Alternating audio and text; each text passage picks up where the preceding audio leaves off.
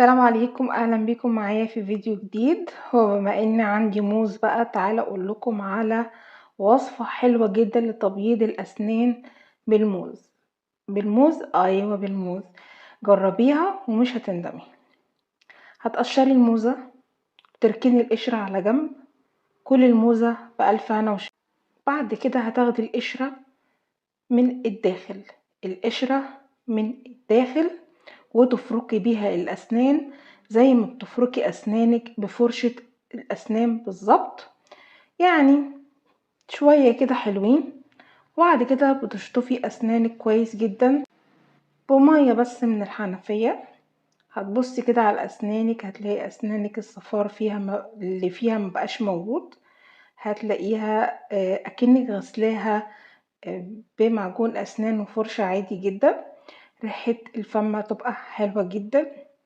ودي كمان يعني ممكن لو عندك مثلا موز، ومثلا هو مثلا المعجون الأسنان والفرشة خلصة، مفيش مش موجودين، أو معجون الأسنان مثلا خلصان، ممكن تعملي الخطوة دي بقشرة الموز من الداخل، وبجد مش هتندمي خالص.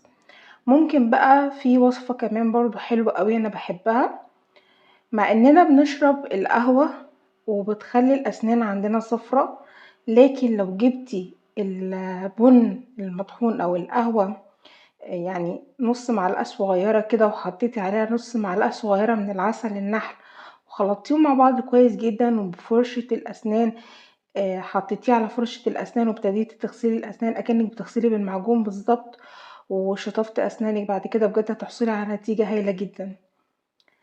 كمان العسل لوحده برضو حلو جدا للأسنان.